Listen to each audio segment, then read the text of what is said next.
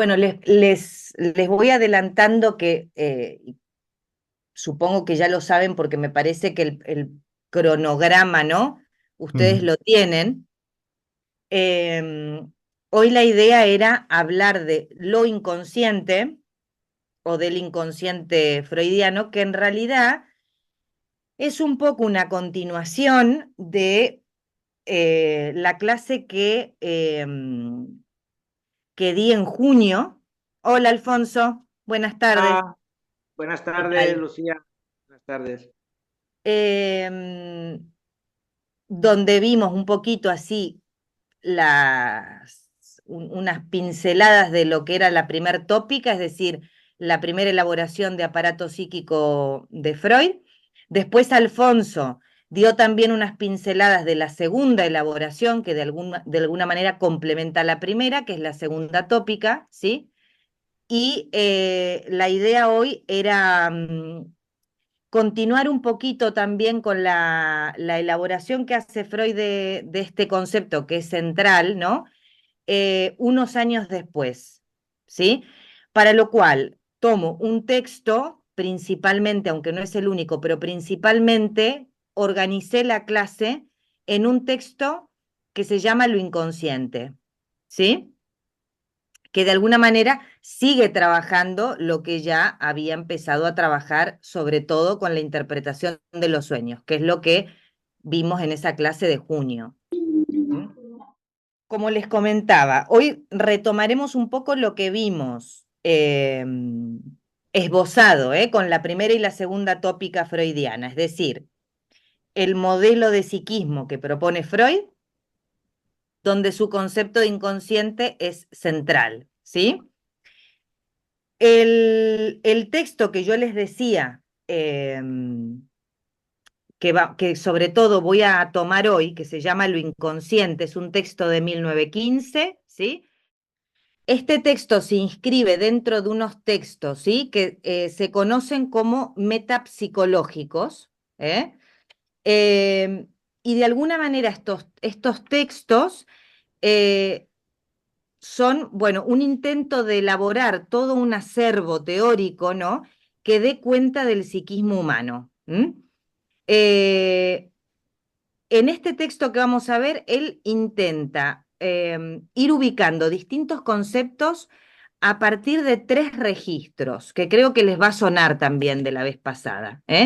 El que llama tópico, el económico y el dinámico, ¿sí? El tópico tiene que ver con los lugares o instancias psíquicas, que recordamos no tiene que ver con lugares anatómicos del cerebro, sino con sistemas del psiquismo que tienen unos ordenamientos y unas leyes diferentes.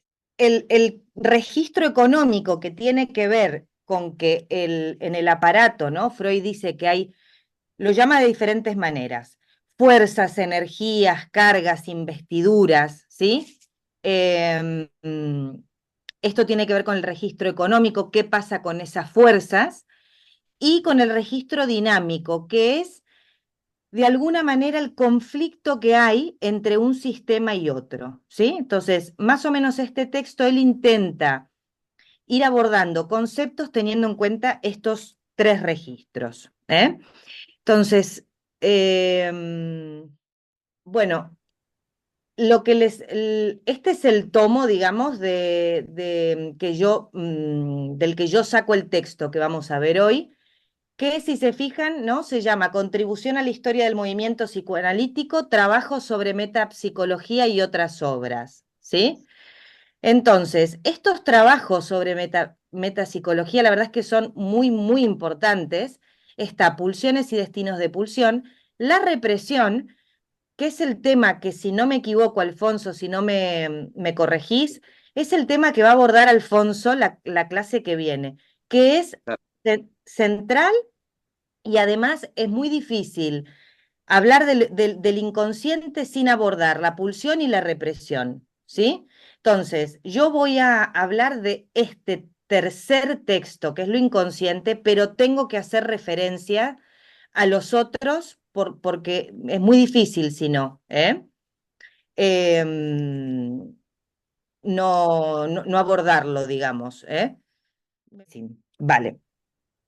Entonces, hay una cosa que me decidí a último momento cambiar sobre esta clase, porque lo iba a decir al final. Y por ahí, al final, resulta que me voy de tiempo o estamos todos muy cansados y creo que es bastante importante, ¿eh?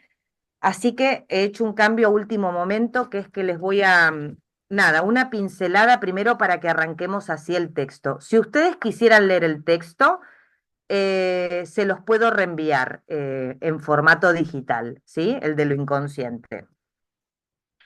Pero hay un concepto muy, muy importante, que es el de representación, em, porque, digamos, Freud le da un papel muy importante a la representación para entender la constitución subjetiva. Así que les quiero comentar unas cositas muy breves sobre representación, porque es un término que aparece todo el tiempo, ¿sí? Todo el tiempo. Em, Freud lo utiliza, como les decía, para entender la constitución subjetiva, para la construcción de la realidad y la interpretación del mundo que realiza un sujeto, ¿eh? Este concepto de representación. En alemán, este término se escribe Vorstellung, Vorstellung con B baja, ¿sí? En castellano sería representación, que significaría poner algo por delante, a manera de una presentación, ¿sí? Mm, implica la presencia de una imagen para un sujeto. Vorstellung, representación, implica hacer presente algo que sin embargo no está allí.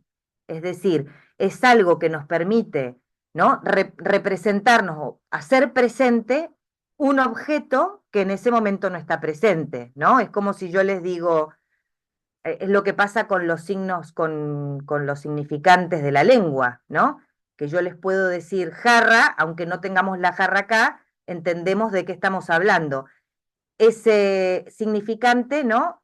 Automáticamente hace que todos nos podamos figurar, nos podamos presentar ese objeto que no está, ¿sí? Entonces, es una presencia que representa una ausencia, la representación, ¿sí? En cuanto a las referencias en castellano, la representación supone, por un lado, la acción y efecto de representar, es decir, volver presente algo bajo la forma de un sustituto o recurriendo a un artificio. ¿Sí? Esta es una excepción. Y por otro lado, una idea, imagen o figura que sustituye a la realidad. Entonces, la noción de representación en realidad tiene su origen en la filosofía, pero a Freud le implica una reformulación porque la representación estaba pensada bajo una supremacía de la conciencia, ¿sí? Como sabemos, Freud descentra al sujeto, entiende que el psiquismo no tiene que ver solo con aquello que podemos traer a nuestra conciencia, ¿sí? Entonces, desde cierta perspectiva, podemos decir que lo que percibimos, ¿sí? No se refleja directamente en la representación. Es decir, nosotros percibimos algo, por ejemplo, vemos algo de la realidad, ¿sí? Eso entra al psiquismo y requiere de un procesamiento, de una traducción, de una inscripción, ¿sí? De que eso se metabolice. ¿Mm? Esto es lo que en gran parte Freud nos va a intentar explicar en estos textos que yo les decía, y es lo que intenta explicar cuando él habla de la primera o de la segunda tópica, ¿sí? ¿Qué pasa con las percepciones que un sujeto va teniendo? ¿Cómo eso conforma una memoria?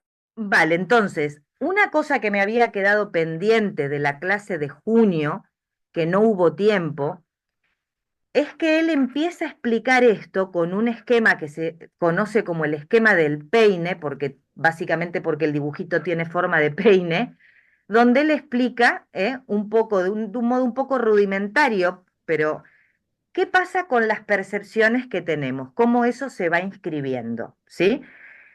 Y las percepciones que tenemos pueden ser del mundo exterior y pueden ser internas. ¿Sí? Hay estímulos de afuera y estímulos de dentro que recibimos y que procesamos, ¿sí? Entonces, en ese esquema, él plantea un poco esta problemática de percepción y representación, y utiliza el término huella anémica, ¿sí? Para, para decir eh, que de las percepciones que llegan al aparato psíquico, queda una huella.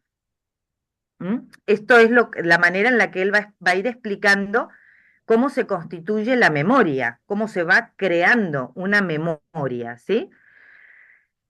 A esta huella le dice huella anémica, en este sentido, némica de memoria, ¿sí? Eh, entonces, ahí dice, ya operado un pasaje, de lo que percibí a lo que se inscribió en el aparato, ¿sí? Lo que se inscribe en el aparato no es la percepción en sí misma, la percepción es efímera y momentánea, ¿eh? De eso queda una inscripción que le implica al psiquismo un trabajo. ¿M?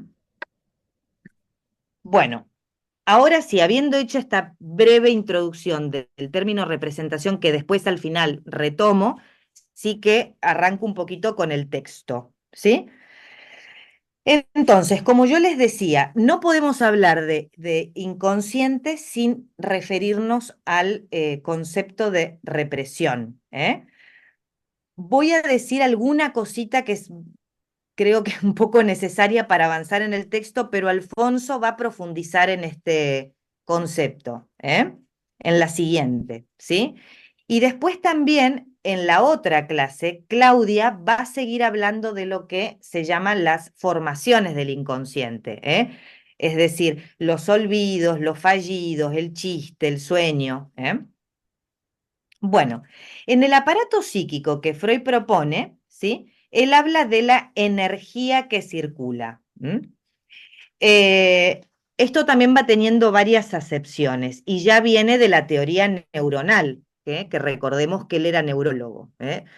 En las neuronas, digamos, entre neuronas, hay impulsos que se van pasando entre una y otra. O sea que él ya agarra un poco estas concepciones más neurológicas, pero las va transformando, ¿sí? Em, entonces, el otro concepto, o sea, por un lado está represión, que ya veremos un poco de qué se trata, y también hay otro concepto muy importante que es el de pulsión, ¿sí? La pulsión, que doy simplemente unas pinceladas muy rápidas, es el término que Freud utiliza o acuña para referirse a un concepto fronterizo entre lo psíquico y lo corporal, ¿sí? Em, entonces, les leo cómo lo dice él, cómo define la pulsión. Como agencia representante, fíjense, representante psíquico, es decir, la pulsión la define como un representante psíquico, ¿eh? ¿De qué? ¿Qué es lo que viene a presentar, a representar? Bueno, una fuente de estímulos que provienen del interior del cuerpo, ¿sí? La pulsión es el representante psíquico de una fuente de estímulos que provienen de lo somático. Quiere decir que las fuerzas derivadas de las tensiones somáticas, orgánicas, físicas y las corporales en el ser humano, es una medida de exigencia de trabajo que es impuesta a lo anímico debido a su traba con lo somático, ese engarce que encuentra Freud entre lo psíquico y lo corporal. La pulsión se apuntala o nace apoyada en una función biológica. Por ejemplo, el hambre. El hambre es una función orgánica, ¿sí? Necesaria para la supervivencia del organismo, ¿eh? Entonces, Freud nos dice que la pulsión nace de una función que en su origen es biológica, ¿sí? Pero que con la mediación de los otros significativos de un bebé, de una persona, de un sujeto, mediada por los otros significativos que lo cuidan, que se encargan de sus cuidados, hay unas zonas del cuerpo, ¿m?, que se libidinizan, que se transforma en cuerpo erógeno, que no es solo un cuerpo como un cuerpo orgánico, ¿sí? ¿Qué quiere decir esto? Por ejemplo, el bebé, ¿no?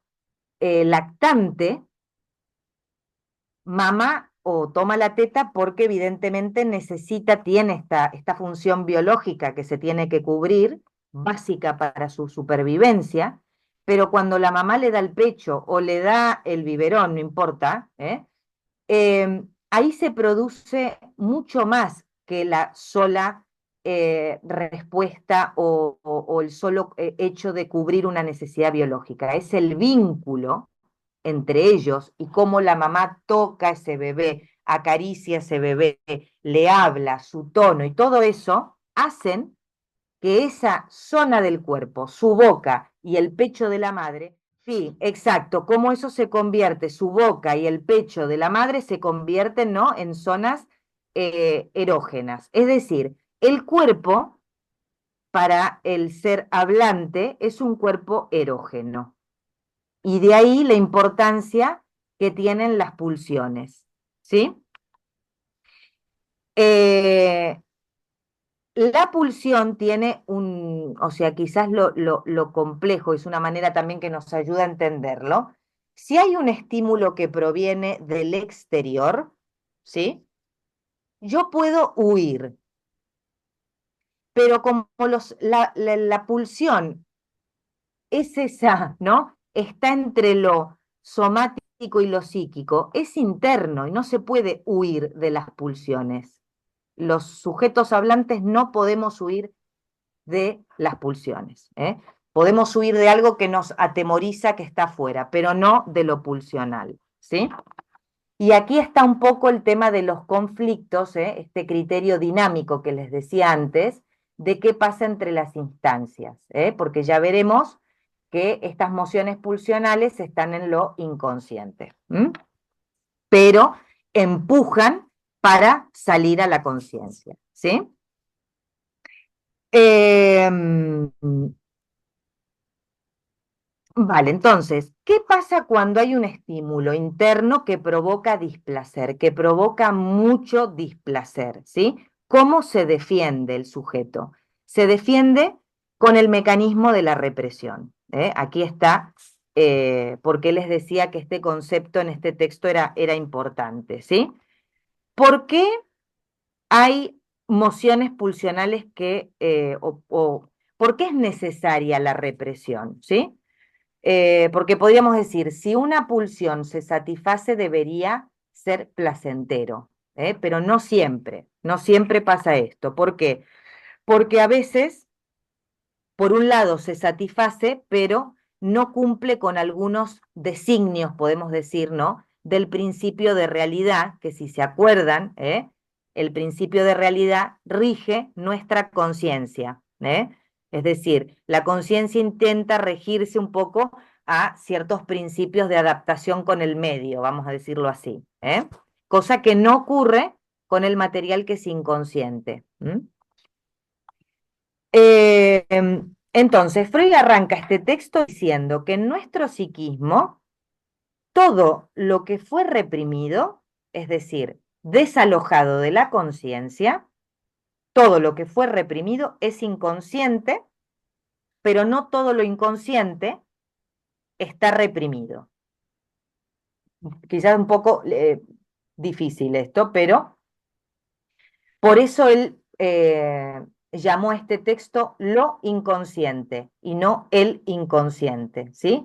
Porque por un lado, si decimos el inconsciente, nos referimos al sistema dentro del aparato psíquico, pero lo inconsciente, no es, el material inconsciente está en varios sistemas. Esto es lo que nos explicó un poco Alfonso con la segunda tópica, ¿sí? Hay una parte del yo que es inconsciente, hay una parte del preconsciente que es inconsciente, ¿sí? Por eso él nos hace esta aclaración. Todo lo que fue reprimido se desaloja de la conciencia, va a lo inconsciente, pero no todo el material inconsciente fue reprimido. ¿Mm? ¿Cómo podemos llegar a conocer lo inconsciente que comanda de alguna manera nuestros actos? ¿Sí? Entonces Freud lo plantea un poco como una traducción. Podemos conocer aquello inconsciente venciendo las resistencias de la censura. ¿Sí? ¿Se acuerdan que habíamos dicho que había como una instancia, como medio de policía, podemos decir, ¿no? Una instancia que se llama la censura, que es un poco la que evalúa si un contenido inconsciente puede devenir consciente. ¿Con qué criterio? Pues el criterio de que sea tolerable para nosotros, para nuestro yo. ¿Eh? Entonces, nos dice, ¿cómo podemos llegar a conocer este material inconsciente? Pues venciendo resistencias de la censura, esas mismas fuerzas que en su momento hicieron que ese contenido se reprimiera y se rechazara de la conciencia.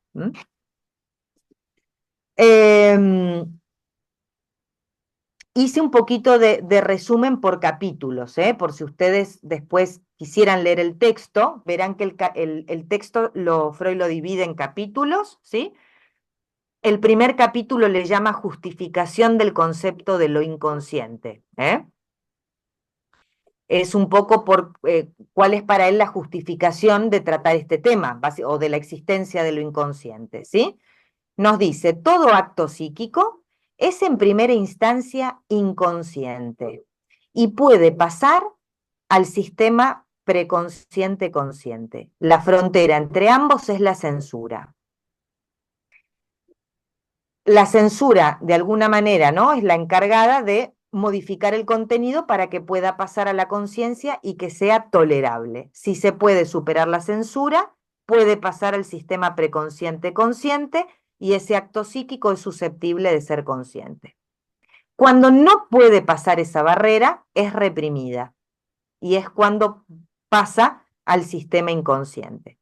Entonces, ¿cuál es para Freud la justificación de este concepto? Nos dice que es insostenible pensar que todos los procesos anímicos llegan a la conciencia, ¿eh? Es decir, que todo que todo nuestro sistema psíquico es consciente. Esto ya lo vimos desde el inicio de nuestros encuentros, ¿sí? ¿Por qué sabemos esto? Bueno, porque tenemos olvidos, porque tenemos ocurrencias, porque de repente aparece material en nuestra conciencia que antes no era consciente. Todo eso, soñamos, confundimos nombres, todo eso nos hace darnos cuenta de que no todo nuestro psiquismo pasa por lo que es consciente. ¿Sí?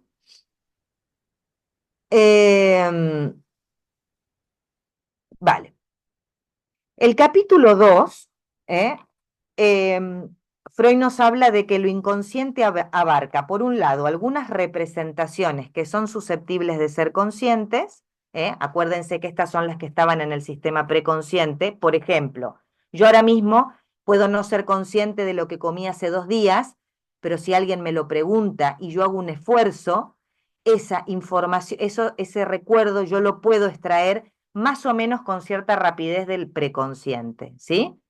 Podríamos decir que a nivel descriptivo, si somos así bien, nos ceñimos bien a lo descriptivo, ese es un material inconsciente.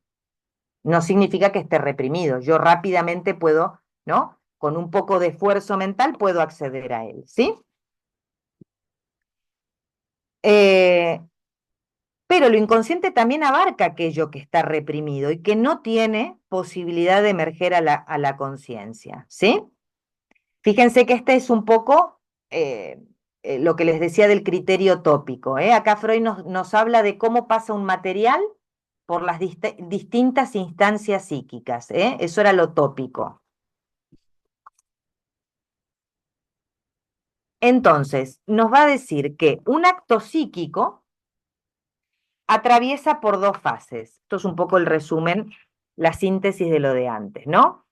Es inconsciente si es rechazado por la censura, lo llamamos reprimido y debe permanecer en lo inconsciente. Si pasa la censura, pasa al preconsciente y es susceptible de conciencia. Entonces, aquí Freud se hace una pregunta importantísima y nos dice así, si una representación pasa de lo inconsciente al preconsciente, ¿cambia el estado de la representación o implica una nueva transcripción? Es decir, ¿hay una nueva inscripción y se borra la anterior? ¿O ambas permanecen simultáneamente en el inconsciente y en el preconsciente a la vez? O sea, se pregunta, ¿una representación puede estar presente al mismo tiempo en dos lugares del aparato psíquico? Bueno, esta pregunta la retoma más adelante, ¿sí? No se lo contesta enseguida. Eh, pero vamos a pensar un poco cómo sería en cada caso. Y esto es, habitualmente Freud hace estas cosas. Él se va haciendo preguntas e intenta responderlas, entonces gran parte de sus textos son así. Él dice, antes pensé esto, ahora pienso lo otro, y bueno, intenta, es bastante honesto en este sentido, honesto en el sentido de que no escribe ya como si fuera un saber absoluto. Él muestra en sus escritos todo el proceso de pensamiento que hace. Entonces dice, a ver, si tomáramos por caso la primer frase, la primer teoría, ¿no? Que podríamos decir como teoría de la traducción, ¿no? Una representación puede estar en ambos aparatos a la vez. ¿Mm? ¿Cómo podría ser esto? Sería por medio de una traducción en el aparato consciente y la representación original se quedaría en el inconsciente, ¿sí? Sería como una transcripción nueva. En el inconsciente estaría la originaria, y se haría una traducción. Bueno, después vamos a ver que él invalida un poco esto. ¿Por qué? ¿Por qué lo invalida? Un ejemplo es que si fuera tan sencillo, digamos, si se tratara de una traducción, por ejemplo, en un psicoanálisis, si el psicoanalista le dijera al paciente, le hiciera la traducción, ¿no? Lo que está en el inconsciente es tal cosa, y le hiciera una traducción que pasa a su conciencia, digamos que se debería disolver rápidamente el síntoma, ¿no? Entonces Freud lo primero que dice de esto es, seguramente comunicar una solución así al paciente eh, generaría más resistencia y el paciente lo desautorizaría. El analista, ¿qué es lo que haría? Más bien, más que ofrecer rápidamente esta traducción, ¿sí? De traducción de una representación inconsciente, no nos olvidemos. El analista más bien orientaría, guiaría para que el paciente pueda asociar. Y la asociación es justamente, ¿no? Estos nexos entre representaciones y huellas némicas, ¿sí? Entonces, nos dice, lo inconsciente no es algo pasivo, ¿sí? No es como yo voy generando una memoria ¿no? En el aparato, como si tuviéramos un álbum de fotos impresas, ¿no? Como algo fijo. No funciona así el aparato psíquico para Freud, ¿no? Nos dice, el aparato empuja, hay una fuerza y lo que está en el inconsciente quiere atravesar la censura, ¿sí? Hay fuerzas que empujan a la conciencia, nos dice. A esas fuerzas las llama investiduras. Entonces, si hay fuerzas que empujan hacia la conciencia, ¿por qué cuesta que a veces que el material inconsciente salga a la luz, ¿no? Entonces nos dice, hay fuerzas que se oponen. Las llama contrainvestiduras. Esto tiene que ver con los mecanismos de represión, ¿sí? Diré nada, muy poquito, Alfonso, sobre la represión, solo para que se entienda, muy poquito. En este texto él nos dice, ¿no? Que cuando una representación inconsciente llega a la barrera de la censura, a esta frontera, ¿no? Si se activa el proceso de la represión, ¿en qué consiste la represión, no? Es que se sustrae, se separa la representación de la carga, ¿sí? Se sustrae la investidura de la representación, ¿eh? Entonces, y esto es un poquito complicado, pero seguro que Alfonso nos lo va a explicar mejor la próxima, aparece una representación sustitutiva, ¿sí? Como se separa, para Freud los componentes, ¿no? Digamos, son, la representación va anudada a una carga, ¿sí? Para desalojar esa representación la separa de su carga. Y entonces, ¿qué pasa? Dice, y esto es, por ejemplo, lo que ocurre en el síntoma, ¿sí? Que es una formación de compromiso. Nos dice así, se sustrae la investidura y se coloca con una representación sustitutiva, ¿sí? Esa investidura está colocada en lo que se conforma como síntoma, ocupa lugar que la representación inconsciente quería ocupar. Mientras el síntoma esté ahí, la representación inconsciente no podrá penetrar la censura. Para que la representación inconsciente pueda aparecer en la conciencia, se debería desanudar el síntoma. Eso es lo que puede pasar en un análisis, por ejemplo. El síntoma entonces es una formación del inconsciente, una condensación, en la que entran en juego varios deseos en conflicto. Bueno, en el siguiente capítulo, él intenta separar un poquito, ¿sí? Algunos conceptos. Se hace la pregunta, ¿no? ¿Hay pulsiones, sentimientos y sensaciones que son inconscientes? Y él dice que más bien esto es una manera de expresarse, porque un sentimiento para ser sentido tiene que ser consciente, ¿sí? Se refiere a exteriorizaciones o acciones del psiquismo que no se comprenden desde la conciencia. Y por eso a veces se usan estos términos de sentimientos o sensaciones inconscientes. Dice, la conciencia maneja la afectividad y la motilidad, ¿sí? Una pulsión, por contra, nunca puede ser consciente, dice. Solo puede serlo la representación.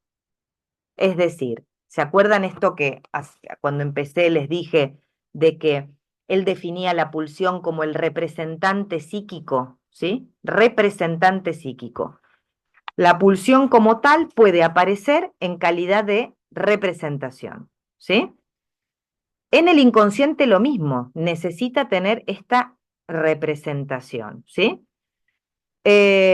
Si la pulsión no se adhiriera a una representación o saliera a la luz como un estado afectivo, afectivo por ejemplo como la angustia, ¿sí? Que es un afecto, no podríamos saber nada de ella, de la pulsión. No podríamos saber nada de la pulsión si no es por su representación o por esta carga afectiva.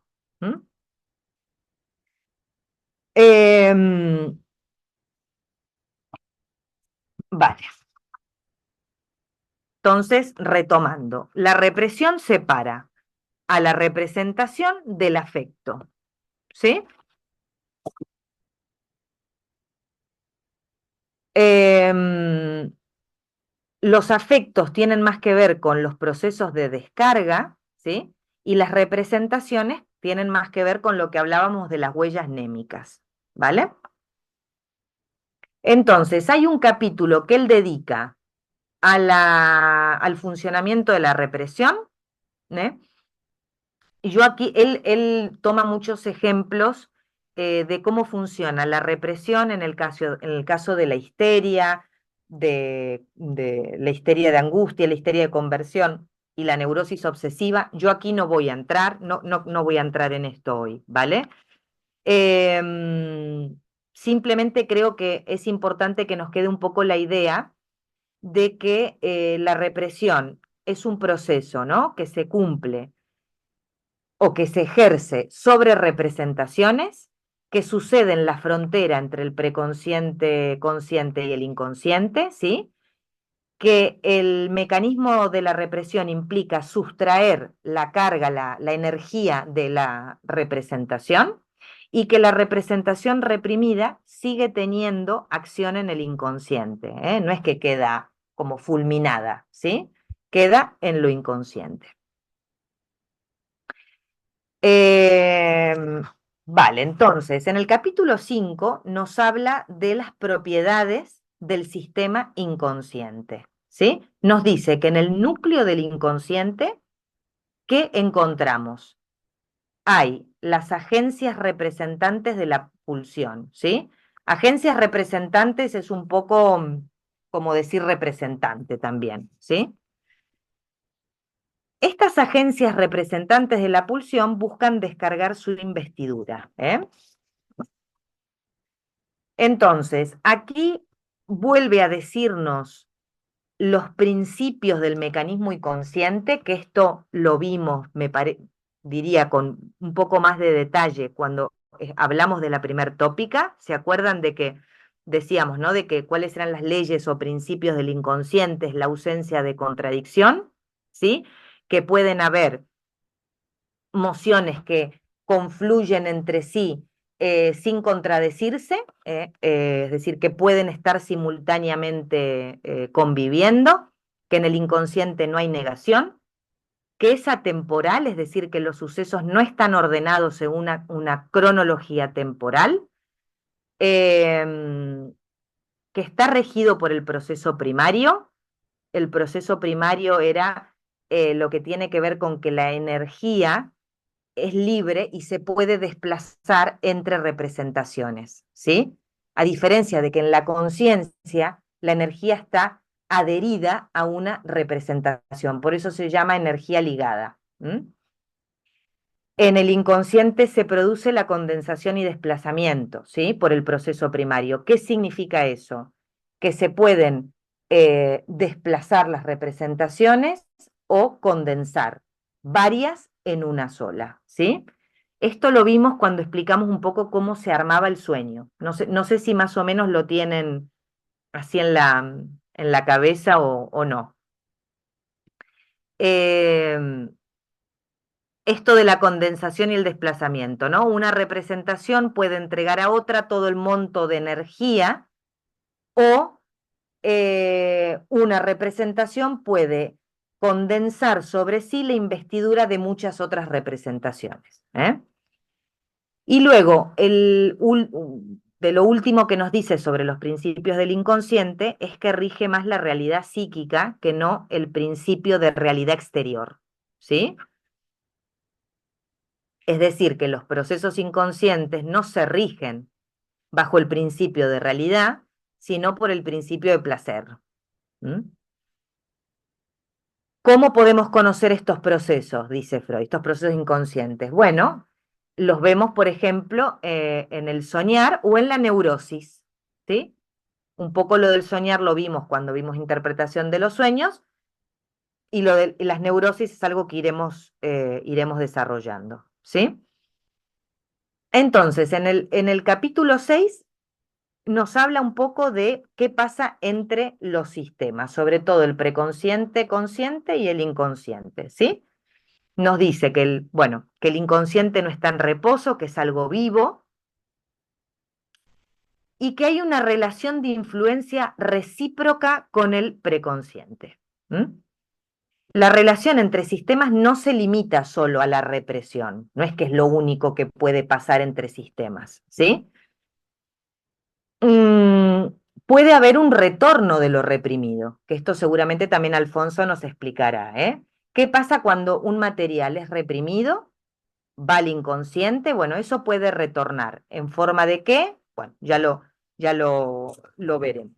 ¿Mm? Vale. El último capítulo me lo salto también porque también está muy bien, pero nos da muchos ejemplos a partir de analizar un poco qué pasa en la esquizofrenia. Por eso no me voy a detener con eso. Hay un apéndice de este texto, y aquí retorno al inicio de lo que les dije, al inicio de todo. Este texto tiene varios apéndices, como agregados al texto. El apéndice C, la verdad es que yo creo que es tan importante que no debería ser un apéndice, pero bueno, yo lo tomo por eso. ¿Por qué? Porque él eh, explica cuáles son los componentes básicos del aparato psíquico. Y por eso aquí vuelvo al tema de representación, ¿sí? Yo creo que es muy importante entender esto de la representación para poder entender después todos los otros conceptos y mecanismos, ¿sí? Entonces, disculpen si me repito un poquito ahora al inicio, pero voy a introducir, sí, dos conceptos que creo que no, de los cuales no hablamos y que son bastante importantes, que son estos componentes básicos, ¿sí? Toda huella anémica, dice Freud, tiene una investidura, ¿sí? Tiene esta carga, ¿vale? Representación y huella anémica no son términos separados para él. La huella anémica es una representación que ha transformado permanentemente al sistema. Tiene fuerza, tiene una capacidad dinámica. Por eso el aparato psíquico, les decía antes, que no es como una colección de fotografías, sino una estructuración de informaciones que se modifican, ¿m? Y que tienen una fuerza. Esas huellas némicas o representaciones, con su investidura, se dividen para Freud fundamentalmente en dos clases. Él le llama de este modo, ¿sí? Representación cosa y representación palabra. Para separarlo totalmente de lo que podemos decir tiene que ver con lo perceptivo o con una sensación, ¿sí? Que podamos tener frente a un estímulo. La representación ya entraña una memoria, y tiene una cierta capacidad de funcionamiento autónomo del aparato psíquico. Entonces, vamos a intentar ver un poquito qué son estas representaciones, cosa y palabra. El ello, que es esto que aparece ya en la segunda tópica, ¿sí? Es la parte más vasta del aparato psíquico, es el que está constituido por las representaciones cosa, o si lo queremos decir con la primer tópica, el inconsciente, sus componentes básicos, son las representaciones cosa para Freud, ¿sí? ¿Qué son? Son aquellas representaciones preconceptuales, constituidas por los restos perceptivos directos, ¿sí? Fíjense cómo él los separa. Una cosa es la operación de percibir un estímulo del exterior, por ejemplo, y otra cosa es esa inscripción que se hace en el aparato, que es esta representación cosa. Se forma de estos restos perceptivos, ¿sí? Es la impresión más directa y más sensible que la cosa en sí mismo, ¿sí? Nos produce, con sus características de brillo, de colores, de sensación táctil, olfativas, ¿sí? Es el contacto más cercano, más propio con los sentidos, pero no son la cosa en sí misma. De ahí la frase de el significante mata la cosa, ¿no? el modo en que percibimos las cosas, ¿sí? Ya está mediatizado por el lenguaje y por nuestro aparato sensorial. Por lo tanto, de lo que percibimos a la inscripción, pues hay una diferencia, ¿sí? ¿Por qué es preconceptual? Aquí encontré, no, no me lo inventé yo este ejemplo, lo encontré de un analista que para explicarlo daba el siguiente ejemplo, ¿sí? Si tenemos un niño muy pequeñito, que todavía no habla bien, balbucea, ¿sí? Y cada vez que se mete algo en la boca, dice, por ejemplo, teta o papa o la palabra que quieran ponerle, ¿sí? Em, esta palabra, esta representación, digamos, es una clase amplia de lo que ingiere, no es una categoría conceptual. Si le dice papa a todo lo que entra por su boca, ¿sí? No remite a un concepto, ¿m? Sino que abarca eso, todo lo que el niño ingiere. Eso es la representación cosa, que Piaget decía, ¿no? Esta idea de que es todo lo chupable, todo lo comible, digámoslo, ¿no? Después, a medida que va creciendo el sujeto, el aparato psíquico se va complejizando y por ahí dirá papa solo a lo que es comida, ¿m?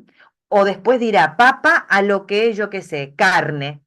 Empieza a haber como una clasificación más conceptual. Al principio no. ¿M? Tampoco con representación cosa hablamos del fonema, o sea, no estamos hablando de el sonido que nos remite a una idea, ¿no? Yo, por ejemplo, si digo mesa, ese sonido que ustedes están escuchando los remite a un concepto, ¿sí? No es tampoco eso, ¿eh? Sino que la idea esta de papa, ¿no? Por ejemplo, em, agrupa una cantidad de percepciones diferentes, de percepciones directas, ¿sí? Estas percepciones son justamente esos restos perceptivos directos y no son conceptos, como decíamos, ¿sí? El concepto implica ya una discriminación de clase. ¿M? Vale. Em, entonces, de estas representaciones concretas, hay algunas que se han cruzado con fuerzas corporales importantes, nos dice, ¿no? Por ejemplo, el hambre, que es una necesidad o fuerza corporal, ¿no? Del organismo, se puede cruzar con la satisfacción de el pecho, ¿sí? Digo esto para que se entienda porque aquí se constituyen las pulsiones, ¿sí? Hablando de las representaciones cosa. Todas las pulsiones, que es esta exigencia corporal que se entrecruza lo corporal con lo psíquico, son representaciones cosa. ¿Eh? Todas las pulsiones son representaciones cosa. ¿M? Y como dijimos, las representaciones cosa y las pulsiones conforman el ello, ¿sí? Pertenece al inconsciente. Vale. Por otro lado, tenemos las representaciones palabras.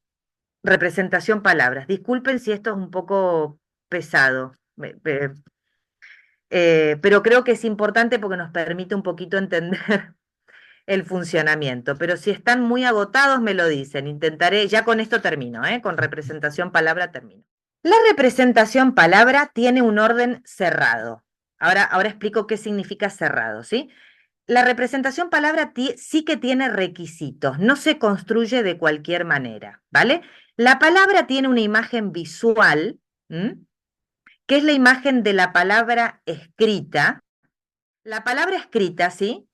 Perdón, la representación palabra, la palabra, tiene una parte que es imagen acústica, que es cómo escuchamos que suena esa palabra, ¿sí? Si yo digo mesa. Mesa, por un lado está la manera en que la identificamos por lo acústico, la manera que lo identificamos por cómo lo escribimos, ¿sí? Por la manera que lo pronunciamos, ¿vale? Es decir, hay un componente fonatorio en la palabra, ¿vale? Entonces, por eso es un orden cerrado, porque si yo cambio Cuando digo una palabra, quiero decir mesa, digo otra cosa, ustedes no me van a entender. Si yo quiero decir mesa, la tengo que decir de una manera. Por eso forma parte de un lenguaje, ¿sí? Que es un sistema más bien cerrado en este sentido, para que nos podamos entender, básicamente, ¿sí? Por eso, si no hay determinados requisitos, ¿no? Posibilidades de habla y de lectoescritura, no hay representación palabra, no nos podríamos entender. La palabra tiene una significación, un modo de decirse y un modo de escribirse. Quien no accede a eso, pues no puede hablar o transmitir, ¿vale? Entonces, de aquí la importancia de este pasaje de hacer consciente lo inconsciente, si no ponemos las cosas en palabras, no tienen significado. ¿Mm? Se trata de poner en palabra la huella anémica, ¿sí? Si la representación cosa está en el inconsciente, tiene que ver más con los restos perceptivos, ¿sí? La representación palabra ya implica un pasaje en palabra, ¿eh? Por lo tanto, en significado también. Entonces, para Freud, la representación cosa y la representación palabra juntas, ¿sí? Es lo que constituyen lo simbólico. ¿Mm? Y con esto es con lo que se trabaja en un análisis, ¿sí? Bueno, lo dejo aquí porque si no, como decía Ale, no vamos a tener tiempo de conversar un poquito.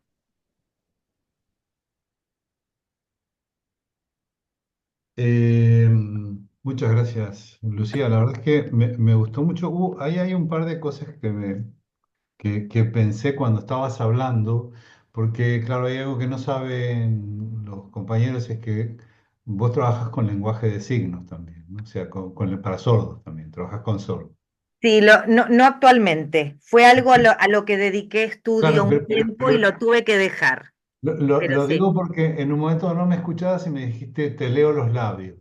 sí, Entonces, claro, ahí yo estaba pensando en este tema de este soporte, digamos, que es justamente el apéndice que estás diciendo, el de representación cosa y representación palabra, es muy importante porque también nos va a permitir poder entender algunos conceptos lacanianos, como el de significante.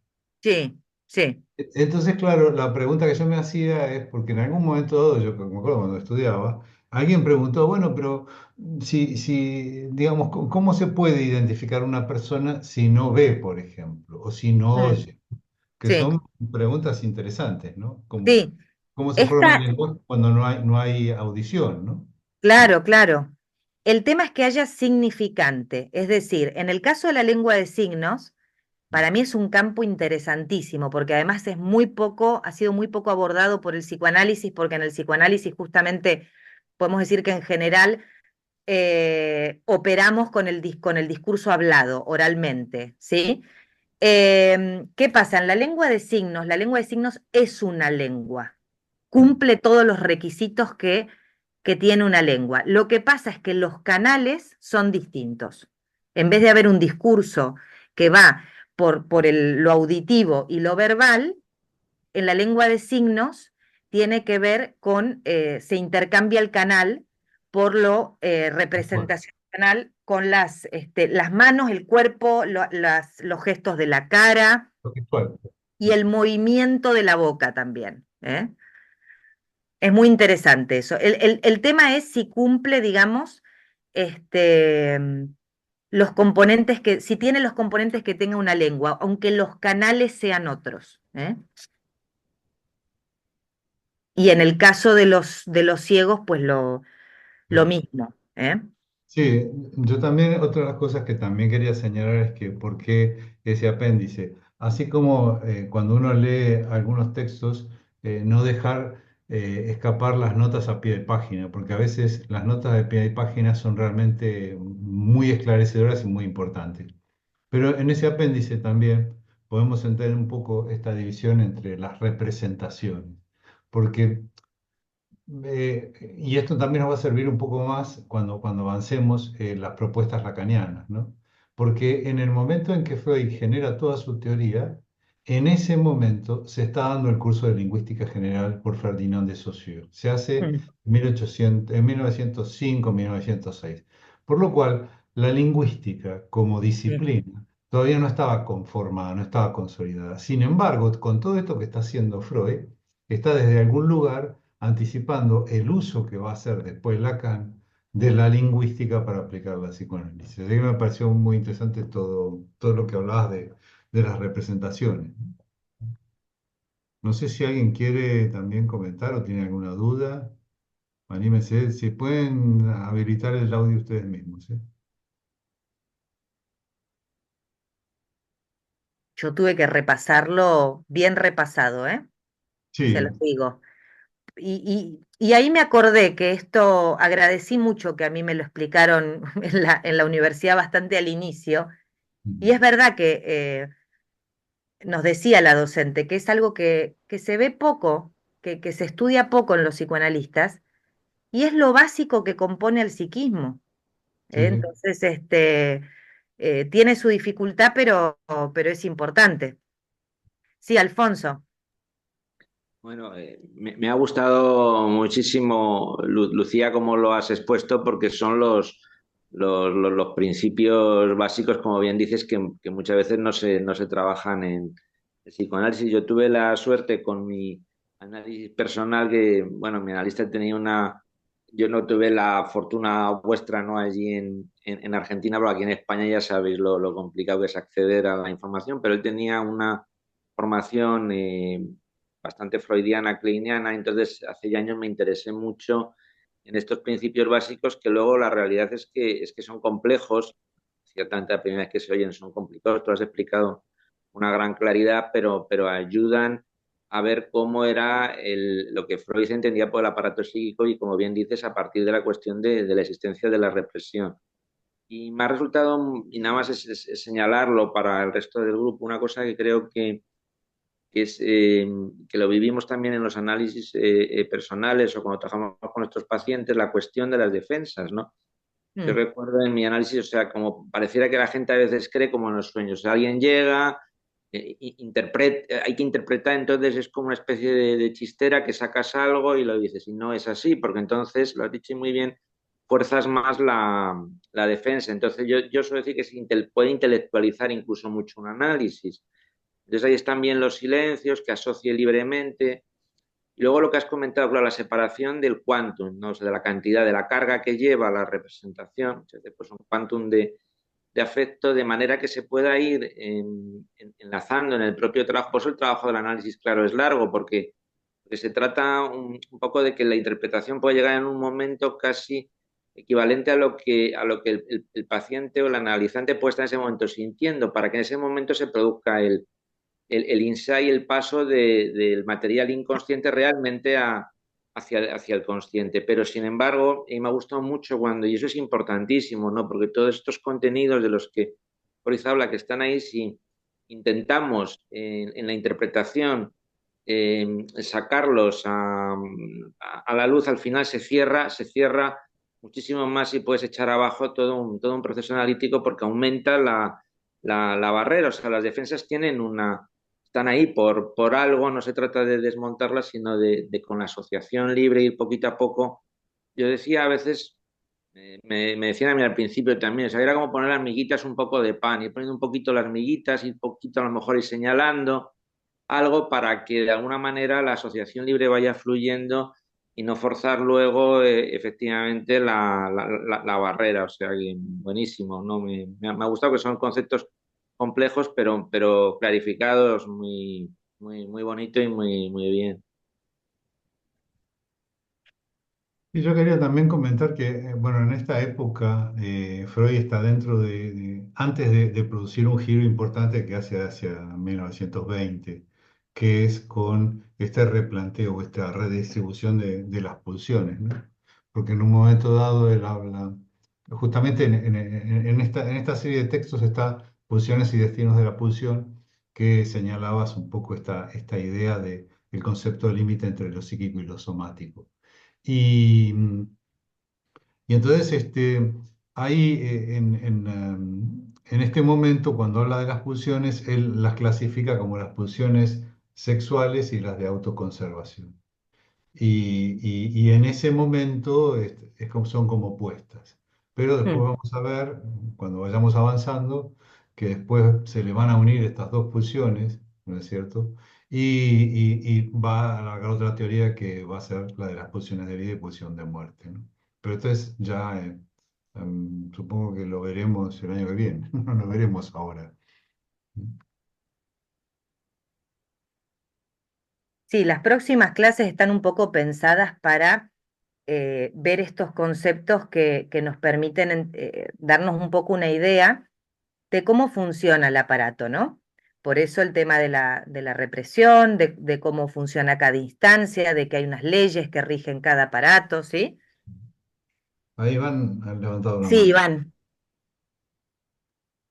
Sí, bueno, yo lo primero, enhorabuena, Lucía, por la clase de hoy. Y es que no he entendido muy bien dos cosas. La primera, lo de representación cosa, que decía representaciones preconceptuales, Sí. y ponías el ejemplo del niño pequeño, ¿no? Que dice teta, mamá, papá. Pero luego hablabas de representación palabra y decías que tiene un orden cerrado y ya como que das un concepto a esa cosa. Entonces, cuando el niño dice papá, mamá, ya está dando ese concepto. Sí, Entonces no es que entiendo muy bien la diferencia. sí, sí, está bien, no, pero bien visto. No es bien una palabra en el sentido de concepto. Eso es lo que trataba de decir con este ejemplo, que era, por eso dije más bien un balbuceo, ¿sí? ¿Por qué? Porque las Ah, vale. palabras sí que implican un circuito cerrado en este sentido de que deberían remitir o a un concepto o una cierta discriminación o clasificación, ¿eh? En este caso, que es lo que observamos con niños muy pequeñitos, estoy hablando Ah, Iván se fue, me Se ha parece. caído. Se debe, pobre, se O le se debe haber le habrá ido. desconectado. Bueno, ahora vuelve. Si querés lo retomas, pero hasta que se reconecte, Iván, te quería comentar algo que a mí cuando estabas contando esto, me recordaste a una amiga mía que tengo desde hace más de 40 años, que odia los botones, pero los odia así, digamos, tiene una aversión hacia los botones. Entonces, claro, imagínate que cada Botones de la ropa. sí, sí, de la ropa. Ella tiene, todo tiene con velcro o con cremallera, ¿no? Pero ¿por qué? Y ella dice que ella cuando era chiquita y jugaba con los botones mientras la madre cosía, se los ponía en la boca y la madre decía, no, que es caca. Entonces ahí le quedó como una aversión hacia los botones, así como muy heavy. Y esto que decías también del lenguaje, a mí me recuerda un poco una frase que yo leí de Roland Barthes, que fue un semiólogo así bastante importante de la época intelectual de Francia, de los 60 más o menos. Y él decía que el lenguaje tiene un carácter fascista, ¿no?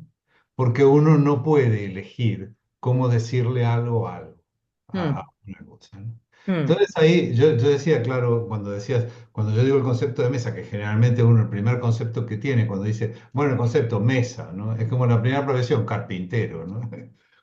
Oficio, ¿no? Cuando dicen el oficio, carpintero, ¿no? Entonces, el objeto mesa, de repente yo cuando me acuerdo que enseñaba francés en alguna época, yo decía que para poder evitar traducir, decía, cuando yo digo mesa, lo primero que tengo es la imagen acústica, la palabra mesa, la representación del objeto mesa y el significado, ¿no es cierto?, de lo que Sí, es la mesa, ¿no? correcto. Entonces, cuando aprendo un idioma, si yo digo, bueno, entonces digo table, entonces table aparece mesa y después viene el concepto de la palabra Aparece el mesa, dibujito. claro, y después viene el concepto. Entonces, lo que yo decía, lo que tenemos que tratar es, cuando hablamos ese idioma, es tratar de eliminar ese pasaje por la palabra mesa. Y cuando yo digo table, automáticamente se me representa. Lo que pasa es que eso se puede lograr después de muchos años. Y así todo, hay momentos donde te trabas o te golpeas contra algunos significantes que no son tu lengua materna. Y no, y el ejemplo que daba, sí, no sé si alguien leyó La Naranja Mecánica, que tiene todo un glosario de palabras Mm, de la pandilla esta de estos forajidos, ¿no? Y que para poder leerlo hay que irse atrás y leerse todo el glosario, pues si no, no entendés absolutamente nada de lo que están diciendo. No sé qué le ha pasado a este hombre, le vamos a preguntar a ver. Sí, pobre, que no se ha podido. Pero bueno, el tema de la representación, cosa que creo que quizás es lo más fácil para que nos quede un poco en la memoria, es que es lo que tiene que ver con los restos más bien perceptivos de nuestro encuentro con un objeto, ¿sí? Que esa representación que nos queda tiene más que ver con lo más sensorial de la percepción, ¿sí?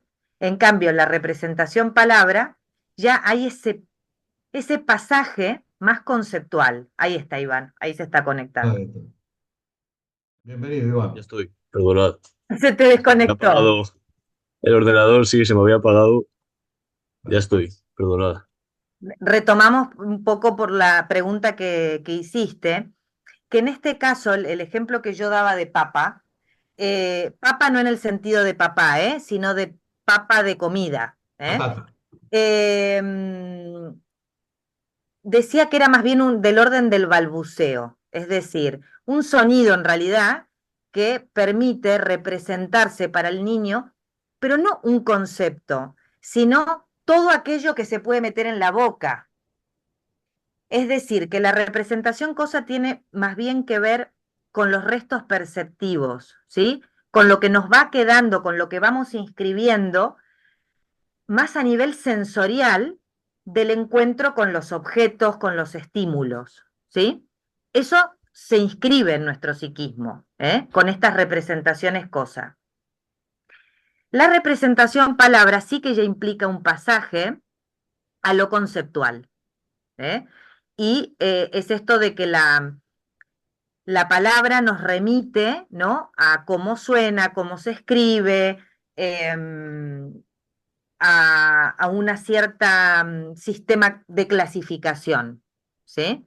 No sé si ahora se queda más claro, porque quizás Sí, sí, ahora fue sí. liante el ejemplo al decir una palabra, ¿sí? Pero sobre todo lo de la representación cosa, creo que lo más importante es que tiene que ver más con, con los restos que nos quedan perceptivos, ¿sí? Las características del objeto, más del orden de lo sensorial. O sea, digamos el objeto sin nombre, ¿no? Sin ser nombrado, sin concepto. Más bien con las características de lo que se percibió, de las características del objeto en el momento de la percepción. Ah, vale. Algo así. Vale, luego quería decirte otra cosa que me pareció muy interesante, pero tampoco entiendo del todo bien, cuando decías que no todo lo inconsciente está reprimido, que eso no me ha quedado muy claro. Claro. Sí, esto es súper importante. Em, yo doy este ejemplo porque me parece el más sencillo de entender. Este de la que comí hace 2 días, ¿sí? ¿Qué comí hace 2 días? No está en mi conciencia ahora, pero no está reprimido, porque no implica un conflicto para mí yo pensar que comí hace 2 días, ¿sí?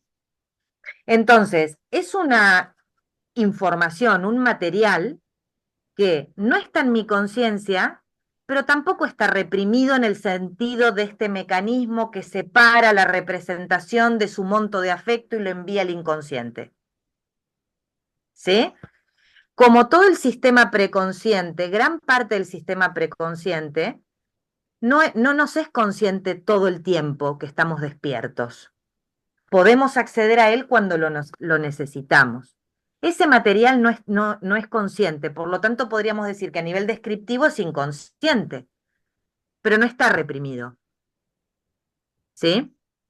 No está reprimido en este sentido de que no produjo un conflicto que Mm. requirió este divorcio entre la representación y su afecto. A mí me parece Vale. importante que está vinculado un poco con el concepto de huella anémica, que podríamos pensar como una especie de marca, digamos, ¿no? Que Sí, deja algo que puede ser conflictivo y que puede ser traumático, evidentemente, la huella anémica. Mm. pero no siempre, quiero No. decir, por eso no todo lo inconsciente es reprimido en este sentido. Vale. Pero lo reprimido sí que está ligado a un afecto. Sí, lo que está reprimido sí o sí es inconsciente. Vale. ¿Por qué? Porque el mecanismo de la represión lo envía al inconsciente. ¿Por qué? Porque es intolerable para nuestro yo. Sí, como decíamos hace 15 días, ¿se acuerdan? Cuando había una representación que era intolerable o un episodio que era intolerable para la vida de representaciones. Entonces, el yo, digamos, lo reprime y es lo que llamaba el esfuerzo de desalojo, que después va a pasar a ser la represión. Exacto. Es decir, un ejemplo que les podría dar, yo no sé si, bueno, pasa ya hace muchos años. Hubo, hace muchos años, descubrieron en Chile a un cura que abusaba de niños, de críos, ¿no? Y entonces le detectaron en el ordenador un montón de vídeos y de cosas así pornográficas con críos. Y entonces en ese momento empezaron a investigar y pudieron, digamos, detectar que había sido profesor en una escuela en el País Vasco. Y entonces encontraron a la gente que había sido abusada y mucha gente no se acordaba. Y cuando veían los vídeos que el tipo tenía, se daban cuenta que eran ellos, pero no se acordaban. ¿Por qué? Porque fue, digamos, un hecho tan traumático ese abuso que es como decía ahí el texto ese de la neuropsicosis de defensa. El aparato psíquico no puede considerarlo como que no sucedió, pero ¿qué hace? Digamos, lo manda hacia lo reprime, hace un esfuerzo de desalojo, pero al reprimirlo, digamos, lo que va a quedar libremente en lo inconsciente va a ser esa carga de afecto, ese monto de afecto, que después se va a unir a otra representación seguramente, y va a aparecer con lo que ya veremos que se llama el retorno al reprimido, que podría ser lo sintomático. ¿Mm? Mm. Por eso el síntoma nos va a decir Freud, ¿no? Que es como un mensaje a descifrar. ¿Por qué un mensaje? Porque esto de alguna manera nos vuelve a traer este tema como lingüístico, semántico, ¿no? Del lenguaje. ¿Por qué un síntoma es a descifrar, ¿no? Porque es una formación de compromiso, es decir, cuando se separa una representación de un monto de afecto, por esto que acaba de decir Alejandro, ¿no? De que algo se nos hace intolerable, luego eso se puede unir ese monto a otra representación. ¿Sí? Entonces, al igual que pasa, que empezamos, yo qué sé, a sentir miedo cada vez que nos subimos al metro. No entendemos Mm. por qué nos pasa eso, ¿no? Y resulta que en un trabajo de análisis, por ejemplo, se puede ver que en realidad la representación de metro, ¿no? Al igual se ligó a una carga afectiva de angustia que pertenecía a otra representación, pero hizo ese enlace de compromiso y se convirtió en algo sintomático, ¿sí? Y esto parece muy raro, pero en realidad es parte de la vida de todos nosotros como seres humanos, todo el tiempo, ¿eh? O sea que aquello que está reprimido está haciendo una función, digamos, como protectora, en cierto modo. Bueno, la represión, como decía Alfonso antes, es la defensa, es una defensa.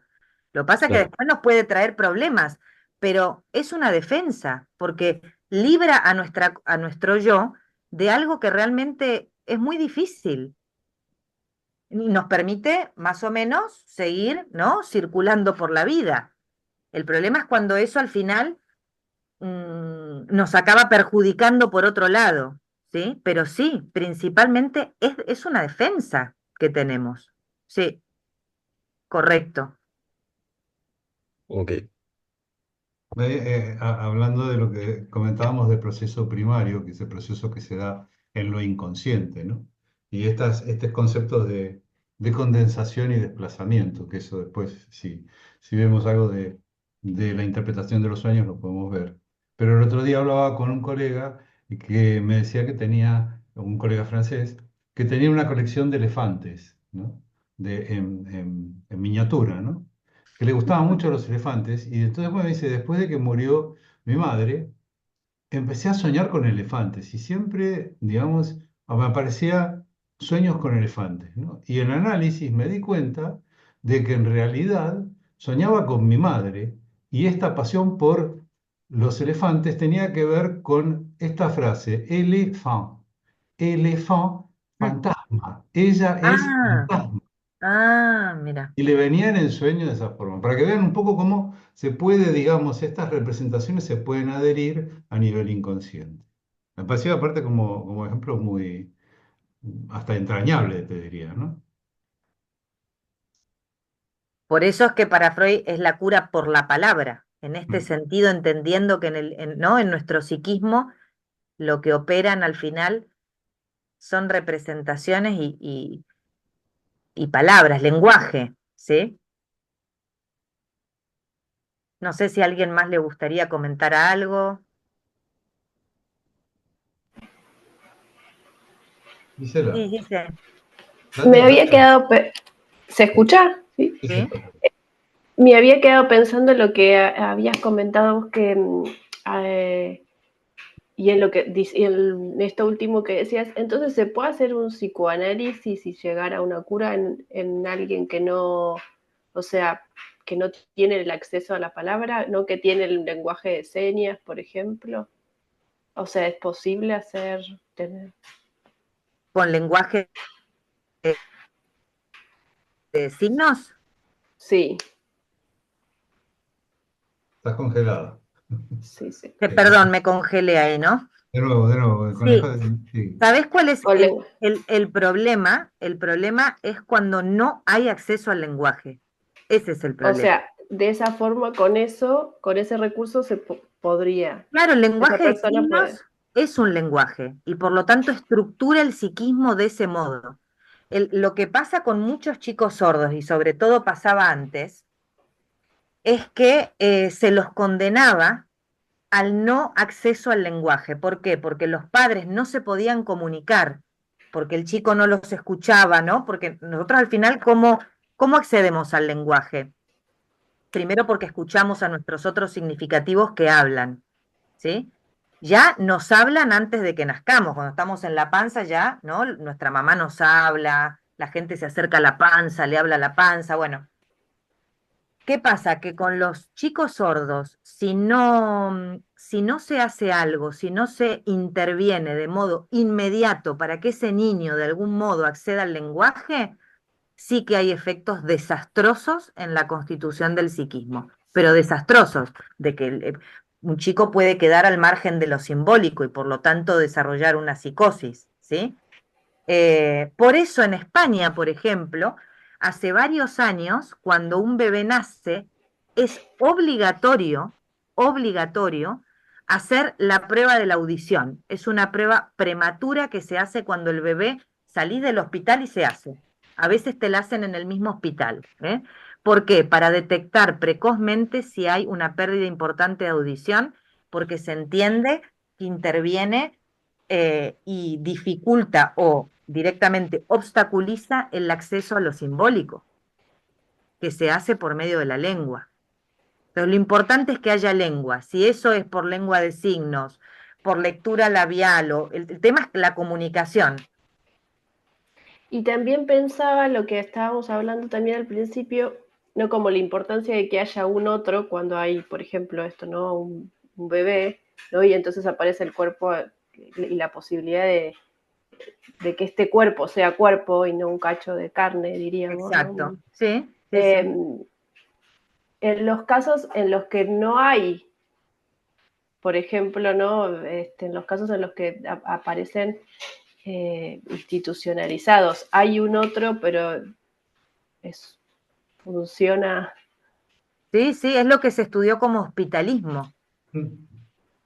Sí, sí, estos bebés, que por el motivo que sea, porque tienen que estar mucho en la incubadora o porque no hay padres, por lo que sea, ¿no? Y aunque haya las funciones biológicas básicas cubiertas, temperatura, comida, bebida, ¿no? Todo esto se cumpla, si falta ese apuntalamiento, ese cuerpo no se convierte en un cuerpo humano. y se puede El morir. psiquismo no se constituye como un psiquismo. Sí, sí. Esto, y son estudios que se hicieron hace un montón esto, ¿eh? Y no desde el psicoanálisis, quiero decir, son estudios que se hicieron y efectivamente se comprueba. Hay uno que es mucho más rudimentario, ¿no? Pero con monos, que también le ponían a un monito bebé un biberón todo metálico, era toda una cosa metálica que él, ¿no? Agarraba el biberón y podía comer. Y en cambio en el otro había como una especie de sustituto materno que daba calor, que daba suavidad, había un contacto de la piel y qué sé yo, pero no le daba comida. Y acababan viendo que el mono Se va. o sea, acababa eligiendo al sustituto materno en el sentido de estos cuidados y de esto que se transmite, más allá de la función biológica sin la cual del se alimento. iba a morir. ¿No? Sí, a mí me parece también que es importante señalar que si bien nosotros tendemos a estructurar o idealizar una teoría, ¿no es cierto? Esa teoría es una propuesta, una construcción, ¿no es cierto?, de propuesta teórica, pero también existe algo que podríamos llamarlo como la suplencia, ¿no? Es decir, si no hay una madre, puede haber otro personaje que cumpla esa función materna y esa suplencia. Estamos pensándolo ya no tanto como esa presencia específica, sino también como esa función, ¿no? ¿Mm? Porque a veces la madre o el padre no están, o porque lo abandonaron, o porque se murieron, o porque, bueno, hay miles de motivos por los cuales no estén. Y no necesariamente un niño que se cría en un orfanato o en un lugar de acogida va a tener problemas serios, ¿eh? Porque esto no quiere decir que si no hay una estructura, no. Lo que sí es Es que lo que decías cierto. del hospitalismo, que lo estudió creo que Spitz era, ¿no? En la época. eh, Sí, sí, o se morían o desarrollaban psicosis, ¿no? Los críos. sí, pero porque en este caso no había esas funciones que decís, Ale, que es verdad que muchas veces hay muchos chicos que están con una familia de acogida o son criados por los abuelos o por un tío. El tema es que se cumple esa función, ¿no? Y lo que vemos es que para el ser humano, el instinto en este sentido, ¿no? De las funciones meramente biológicas que un organismo requiere para sobrevivir, no son suficientes. Son necesarias, pero no son suficientes, ¿no? Y sí que creo que como esto se ha ido estudiando bastante, hay muchos cambios que tienen que ver con estos estudios. Por ejemplo, cómo se maneja ahora un bebé en la incubadora, en un hospital, a cómo se hacía hace 40 años, por ejemplo. Que le dejaban ver al bebé, no sé si eran 5 minutos o media horita, ¿no? Y ahora se entiende que un bebé, gran parte de su supervivencia es la incubadora, pero gran parte es el contacto con esos primeros, sea madre, padre, tío, el que sea, pero que cumpla esa función, ¿no? Son las 9. Sí, Debería. son las 9. Bueno, Gracias. Yo quería decir una cosa que, vamos, me parece muy interesante, los experimentos de los monos que decíais, que además lo vimos en su momento en clase nosotros, Ah, y bueno, todo esto de la función de apego, la necesidad de afecto, y quería recordar también la idea que decía Lucía de ese habla al niño cuando todavía está en el vientre, que hay estudios de neurociencia que muestran que cuando nace el niño ya nace comprendiendo ciertas cosas.